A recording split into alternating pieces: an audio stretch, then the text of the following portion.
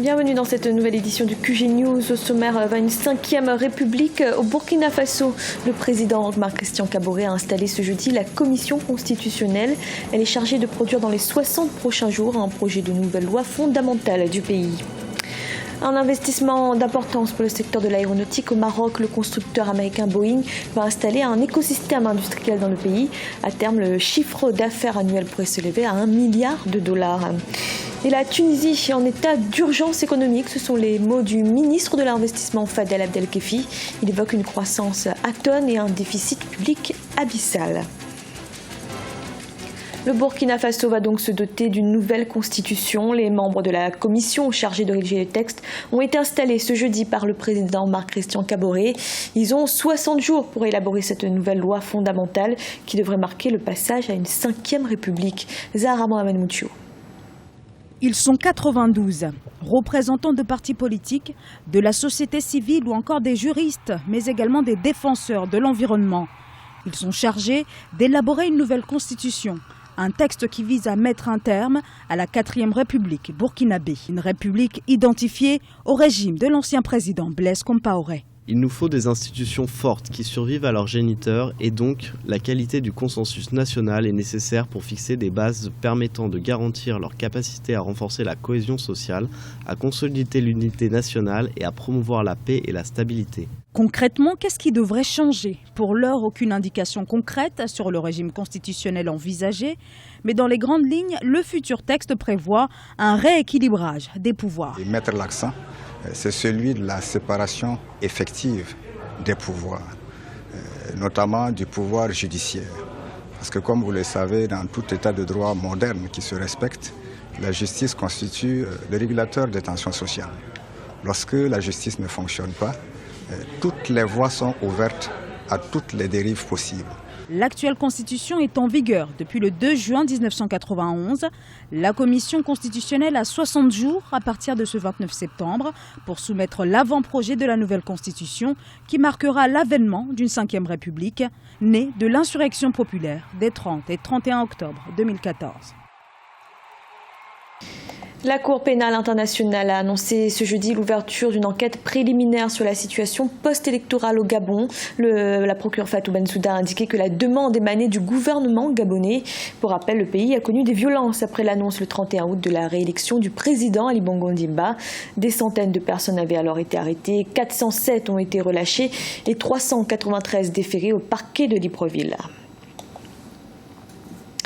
Un grand projet aéronautique pour le Maroc, le royaume chérifien et le constructeur américain Boeing ont signé mardi 27 septembre un accord pour la création d'un écosystème industriel, une zone spécialisée qui devrait permettre l'implantation de 120 fournisseurs et la création de près de 8700 emplois. Un sujet de la rédaction. Boeing renforce sa présence au Maroc. Le protocole d'accord a été signé mardi 27 septembre à Tanger entre le constructeur aéronautique américain et le royaume chérifien. Il prévoit la création d'un écosystème industriel qui devrait générer un chiffre d'affaires annuel supplémentaire à l'export d'$1 milliard. Nous passons à une nouvelle ère de l'aéronautique au Maroc. Nous allons avoir à exporter $1 milliard par an désormais à partir du Maroc.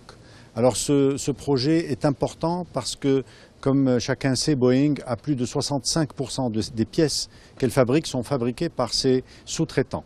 Donc ce que nous avons organisé avec Boeing, c'est la mise en place d'un écosystème complet qui regroupe 120 sous-traitants de Boeing qui vont s'implanter au Maroc pour pouvoir produire ce $1 milliard. Cet écosystème devrait également permettre de créer 8700 nouveaux emplois, un projet qui vient confirmer le succès de l'intégration du Maroc dans l'aéronautique mondiale. Le pays se classe désormais au 15e rang en termes d'investissement dans le secteur. Cet accord est aussi un signal fort et une incitation forte aux 15 000 fournisseurs de Boeing et sous-traitants pour s'installer au Maroc. Il leur indique que c'est le pays où il faut être aujourd'hui, c'est le pays qui a une compétitivité durable pour les années à venir. Et enfin, c'est aussi une reconnaissance pour le travail qui a été fait, assuré par les industriels qui sont présents aujourd'hui au Maroc, par les 12 000 jeunes qui portent ce secteur au niveau du Maroc. Boeing s'était déjà associé en 2001 à la Royal Air Maroc et Safran pour créer Matisse, une usine spécialisée dans la fabrication de câbles. Avec cet accord, le constructeur américain accorde une nouvelle fois sa confiance au royaume chérifien. La Tunisie serait en état d'urgence économique. C'est en tout cas ce qu'a indiqué mercredi le ministre de l'Investissement, Fadel Abdelkefi. D'après lui, la situation serait extrêmement inquiétante, avec une croissance revue à la baisse en 2016 et des finances publiques en grande difficulté. Olivia Hieré-Dobré. La Tunisie est en état d'urgence économique. Croissance atone et finances publiques en grande difficulté, ce sont les termes qui décrivent la situation économique de la Tunisie, selon le ministre de l'Investissement tunisien Fadel Abdelkefi. La situation imposerait que l'on commence à investir dans ce pays.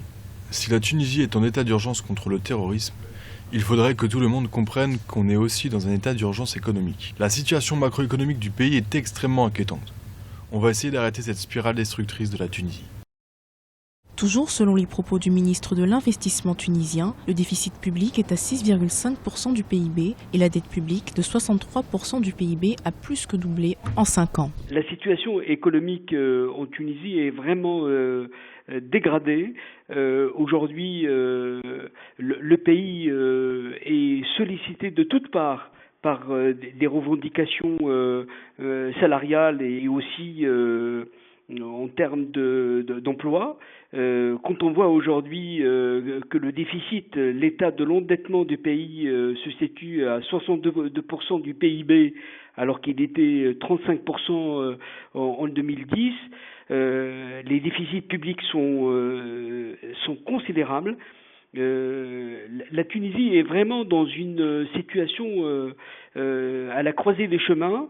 Une loi dite d'urgence économique permettra durant 3 ans des facilités administratives pour les projets nationaux prioritaires selon une annonce du Premier ministre Youssef Chahed en date du 28 septembre 2016. La Tunisie, qui a pâti de son instabilité post-révolutionnaire, compte sur la conférence des investisseurs des 29 et 30 novembre 2016 en présence de plus d'1 millier d'entreprises pour améliorer son attractivité. Un nouveau code de l'investissement censé favoriser le climat des affaires entrera en vigueur au 1er janvier 2017. Et du sport, le tirage au sort pour le 38e championnat d'Afrique des clubs de handball a eu lieu ce mercredi. La cérémonie s'est déroulée au siège de la Confédération africaine de handball à Abidjan, en Côte d'Ivoire. La composition des 4 groupes est désormais connue. La compétition se déroulera du 21 au 30 octobre à Ouagadougou, au Burkina Faso.